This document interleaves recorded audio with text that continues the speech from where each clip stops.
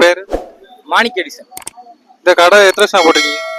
இது வந்து நான் இப்பதான் நான் வியாபாரம் பாக்குறேன். ஒரு 2 வருஷமா தானே பாக்குறேன்.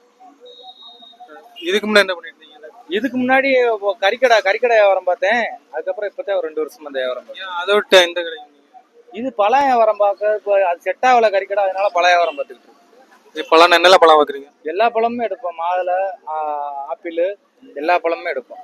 இப்போ மாதுளையோட பெனிஃபிட் எதெல்லாம் இருக்கும்? மாதுளையோட பெனிஃபிட் என்ன, உடம்புக்கு நல்லதுங்குவாங்க, ரத்தம் ஊறுங்குவாங்க. நல்லா அந்தந்த சீசன்ல அது வருவோம், வாங்கி சாப்பிடுவாங்க. உங்களுக்கு டெய்லியில எவ்வளவு வருமானம் கிடைக்கும்? இதுல என்ன, நான் மிஞ்சி போனா எல்லா செலவும் போக, நான் 4 நாள் 5 நாள் இருந்துட்டு போனேன்னா எனக்கு எல்லா செலவும் போக நான் ஒரு நாளைக்கு 1000 ரூபா 1500 ரூபா கிடைக்கும். சம்டைம்ஸ் உங்களுக்கு வருமானம் வராது, அப்ப எப்படி சமாளிப்பீங்க? ஒரு லாபம் இல்லாத நேரத்துல நஷ்டம் தான், கை காசை போட்டு தான் சமாளிக்கணும். லாபம் வர நேரத்துல 10 ரூபா சேர்த்து கிடைச்சா நம்ம வச்சுக்கணும்.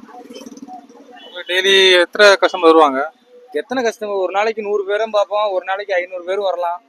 அந்த அன்னைக்கு வியாபாரத்தை பொறுத்து. பழம் நீங்க எங்கிருந்து எடுப்பீங்க?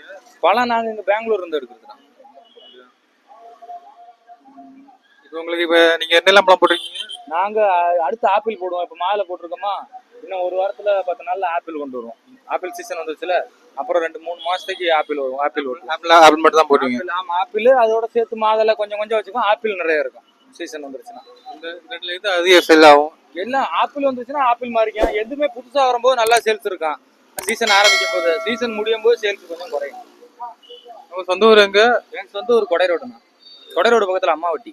அங்கிருந்து எப்படி இங்க அங்க இருந்து இங்க வந்து பழம் கொண்டு வந்து விற்கிறோம். வண்டியில கொண்டு வந்து இங்க வந்து கடைக்கு அவங்க பல டிரான்ஸ்போர்ட் பிடிச்சி வந்து விற்கிதா, நாங்க போய் ஸ்ட்ரெயிட்டா அங்கேயே போய் எடுத்துட்டு வந்து விற்கிறோம்.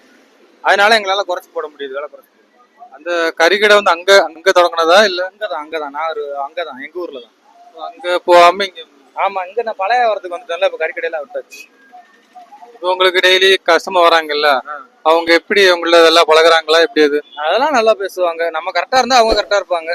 வரவங்களை பொறுத்து நம்ம வியாபாரம் பார்க்கணும். ஒரு சிலர் கோவப்படுவாங்க, ஒரு சிலர் அமைதியா இருப்பாங்க. அந்த இஷ்யூஸ் எப்படி சமாளிப்பேன்?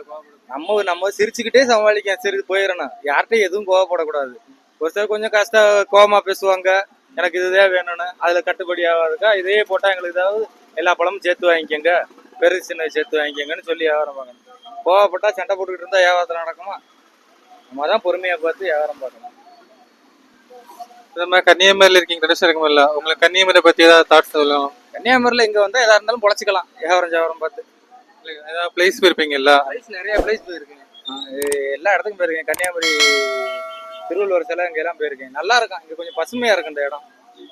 கன்னியாகுமரி மாவட்டம். கிளிக் குமரி சேனலுக்கு லைக் பண்ணுங்க, ஷேர் பண்ணுங்க, சப்ஸ்கிரைப் பண்ணுங்க, சப்போர்ட் பண்ணுங்க.